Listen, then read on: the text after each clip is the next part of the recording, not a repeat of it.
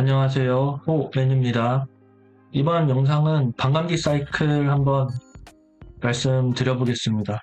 반감기 사이클에 대한 얘기는 제가 예전 글에서도 작성한 적이 있고, 일단 반감기 사이클에 대해서 설명을 드리고 그 다음에 엘리엇 파동에 대해서 한번 설명드리려고 하는데, 일단 이번 영상의 이제 목적은 반감기 사이클이랑 엘리엇 파동이랑 안 맞는 부분이 있을 수 있다.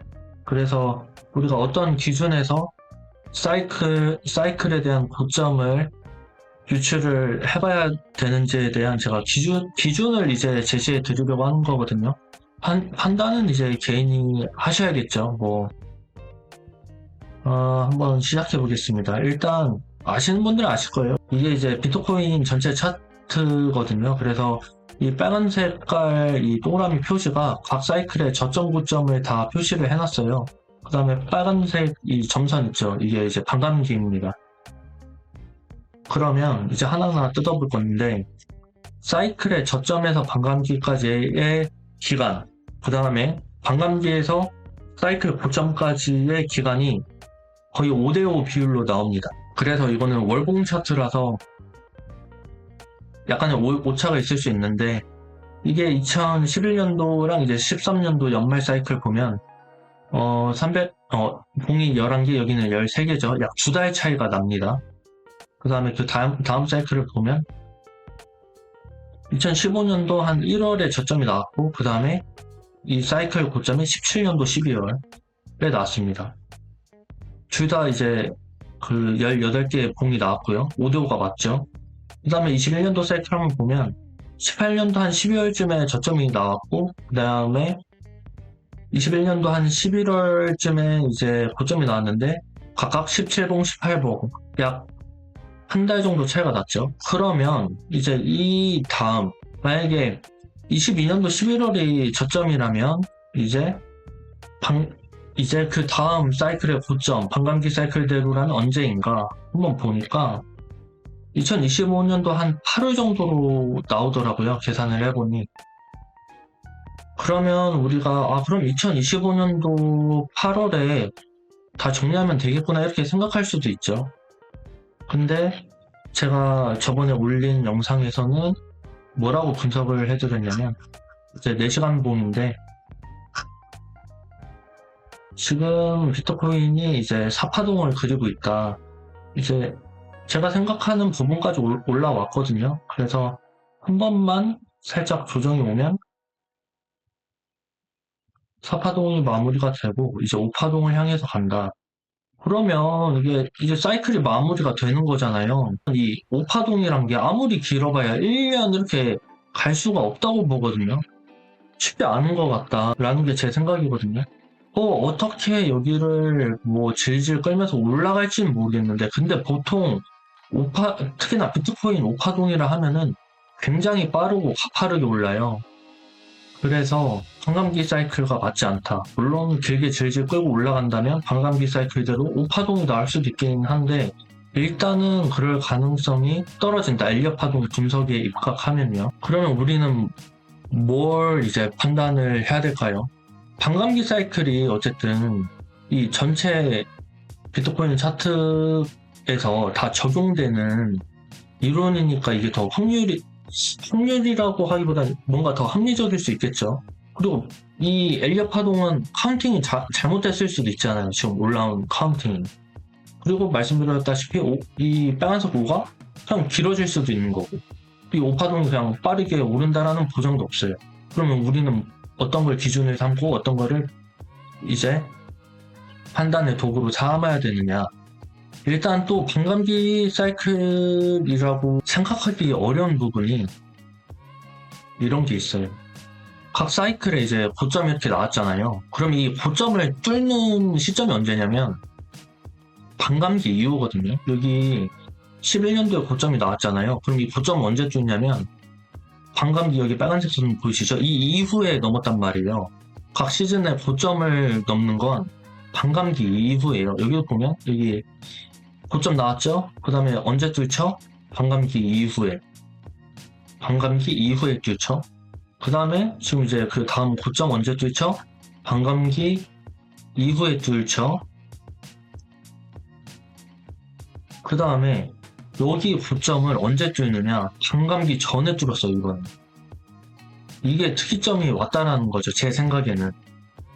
이상하잖아요. 뼈전에 반감기 이후에 다 뚫었는데 지금은 반감기 전에 지금 뚫었단 말이죠.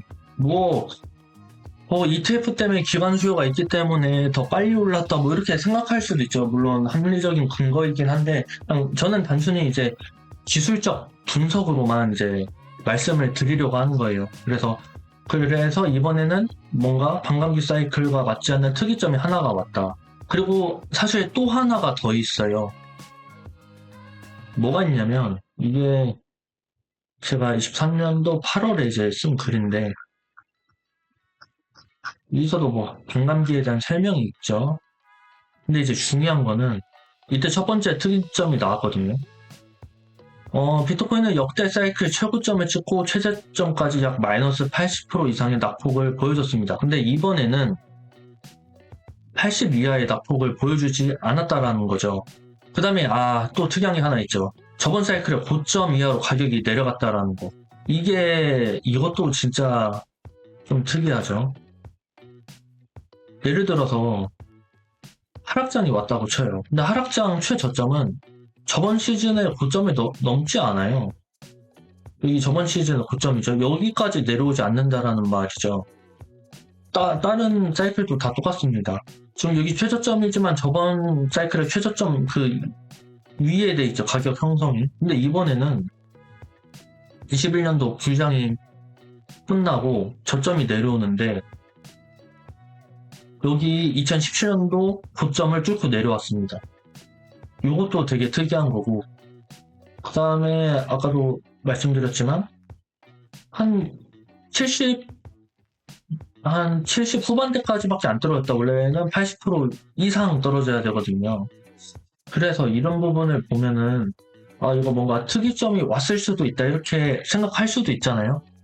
투자에 있어서 모든 거는 절대적이지 않으니까 실제로 지금 반감기 전에 고점을 뚫어버렸고 그리고 반감기 이제 고점을 뚫기 전에 제가 이러한 낙폭이나 그 다음에 엘리엇 파동을 근거로 이제 입각해서 반감기 전에 정고점을 뚫는 특이점이 또 올 수도 있다 이렇게 말씀을 드렸잖아요. 그래서 항상 절대적인 건 없습니다.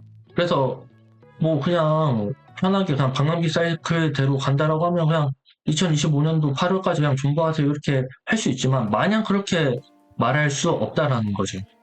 자, 그러면 이제 반감기 사이클 그 다음에 엘리엇 파동에 대한 설명 아직 하나 남았죠. 그러면 엘리엇 파동이 이제 틀릴 수도 있잖아. 방금까지는 반감기 사이클이 틀릴 수도 있다라는 특이점을 한 3가지 정도 말씀을 드렸어요.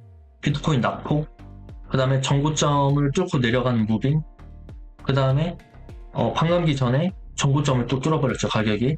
이번엔 엘리엇 파동인데 엘리엇 파동 보면은 이 당시 또 시나리오가 많아요. 엘리엇 파동 이게 단점이에요. 그래서 뭐 지금 보시는 그림처럼 이렇게 보는 사람도 있고 아니면 이게 그거죠. 그 약간 닐리가 설명한 것처럼 닐리가 약간 물론 이거 1, 2, 3, 4, 5라고 안 했지만 A, B, C, D, E, 뭐 F, G 뭐 이런 식으로 설명하잖아요.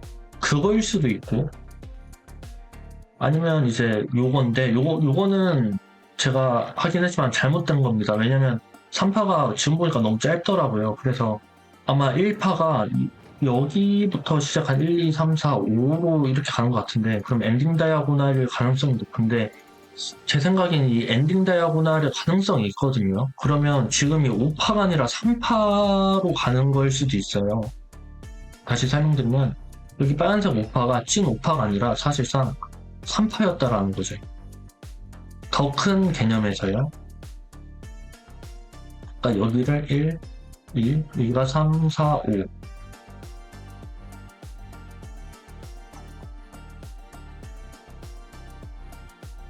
여기가 3, 그 다음에 4 조정 5고 5일 수도 있다라는 거죠. 3, 4, 5 이런 식으로 이렇게 되면은 대략 3파가 이번 연말에 온다고 하면은 조정 들어가고 다음 이제 5파 올라올 때까지 충분히 8월이면은 충분하거든요. 그래서 이게 또 맞을 수도 있잖아요. 아니, 그러면 반감기도 약간 애매하고, 엘리엇 파동도 시나리오가 너무 많고, 그럼 우린 어떻게 해야 되냐. 이제 반감기 사이클이랑 엘리엇 파동 설명 다 드렸고, 이제 기준 몇 가지를 제가 제시를 할 텐데, 이것도 뭐 절대적이진 않죠. 좀 그때그때 상황을 봐야 됩니다. 일단, 오파 올라오는 것도 보긴 봐야 되는데, 일단 리플을 좀 생각을 할 거거든요. 왜냐면 리플이 지금 거대한 삼각 수렴을 그렸기 때문에 이제 21년도 때도 어쨌든 올라줬잖아요, 이렇게. 그래서 이번에도 오르긴 할 거란 말이죠. 비트가 파동을 그리면, 상승 파동을 그리면. 그러면 리플이 지금 여기 상단 추세선을 빠르게 뚫고 올라가느냐, 아니면은 비트코인이 이제 오파가 다 오는데, 그냥 이거 차트 주기로 설명. 비트코인이 이제 여기서 1, 2, 3, 4, 5를 그리는데, 예를 들어서 막 3까지 올라왔어요. 근데 리플이 안 올라. 한 1,100원에서 1,200원대에서 돌아요. 도미넌스도 전반적으로 안 떨어지고, 사코인들만 오르고, 레이저 코인도 해봐야 막 두세 배만 오르고. 그러면 이제 이 1, 2, 3, 4, 5는 사실상 시즌 최고점을 향하는 1, 2, 3, 4, 5가 아니라 한 번 조정 줬다가 내년 8월, 9월에 오르는 거라고 판단할 수 있겠죠. 근데 만약에 여기 1, 2, 3, 4가 오르는데 당장 1파만 올라도 21년도 같은 경우에는 알트코인이 엄청 빠르게 올라줬거든요. 훨씬 빠르게. 그래서 리플도 한 1,100원에, 여기 상당 가격이 1,100원에서 200원, 1,200원이니까 여기를 거래량을 실어서 그냥 장대 양봉으로 뚫어버리면, 그러면 저는 이게 비트코인 마지막 상승 파동이라고 판단할 것 같습니다. 이해가 가셨나요? 일단 대표적으로 리플을 얘기한 거고, 아마 비트코인이 상승 파동 이 5파 중에 1파만 그려도 엄청나게 올라야 돼요. 도미넌스는 빠르게 빠지면서. 그거를 지켜볼 겁니다. 그리고 일단 리플을 하나로 예로 들었고요. 제가 분석하는 방식이에요. 저는 알트코인과 이 비트코인은 뗄래야 뗄 수 없는 관계라고 저는 생각하기 때문에, 특히나 메이저 코인은요. 그리고 RSI도 그게 RSI의 옛날 영상들 보면은 설명을 드렸는데, 이게 월봉 RSI를 보면은 이렇게 지금 가격은 고점을 계속 찍는데 지금 계속 RSI는 조금씩 우고 하향을 하고 있잖아요. 그래서 제가 뭐라고 설명드렸냐면, RSI 80은 넘어야지, 여기 고개를 좀 튀어나와야지 그 시중 고점으로 여기겠다. 근데 지금 올라오다가 지금 조정이 나왔죠. 그래서 한번 이렇게 오를 거란 말이죠. 그러면 이번 상승에 이렇게 오를 텐데, 월봉에서 강하게 오르면 이렇게 오를 겁니다. 그래서 80 이상으로 오르면은 일단 사이클 고점이라고 생각을 할 것 같아요. 그래서 RSI도 지켜볼 겁니다. 만약에 반감기 사이클대로라면 RSI가 조금 올랐다가 내렸다가 뭐 이런 식으로 오르겠죠. 내년 9월에.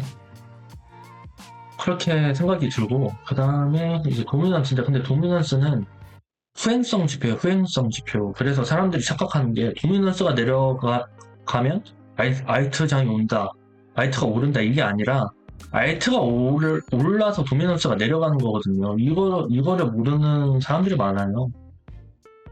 그래서 이건 후행성 지표라서 딱히 이게 뭐 어떻게 간다라고 얘기 드리기가 쉽지 않죠. 단지 이제 제가 계속 도미넌스가 떨어진다라고 얘기하는 건, 비트코인이 어쨌든 오를 때 알트코인이 오르니까 결국 떨어져야 된다. 알트코인이 더 크게 오를 시점이 올 테니까. 그래서 말씀드린 거고, 예를 들어서 이걸로는 판단할 수 없습니다. 예를 들어서 올해 연말 그냥 올해 연말 고점이 나온 거라면 그냥 쭉 떨어지겠죠. 근데 만약에 내년 9월 사이클 고점이다 하면 여기서 좀 떨어졌다가 비트코인 떨어질 때 다시 도미넌스 흡수하면서 알트코인 박살이 나면서 이렇게 좀 오르겠죠. 그 다음에 9월에 이렇게 떨어지겠죠. 그래서 이거를 그냥, 사실 이거는 그냥 선택지 2개 중 하나를 찍는 거잖아요. 이거를 그렇게 판단 근거로 사용하기는 어렵다라는 게 제 생각입니다. 자, 그래서 각자 기준을 가지고 이제 매도를 언제 해야 되는지 조금 생각을 하셔야 될 것 같아요. 추석 연휴 잘 보내시고, 그 다음에 영상 도움이 되셨다면 좋아요와 구독 부탁드리겠습니다. 지금까지 호맨이었습니다.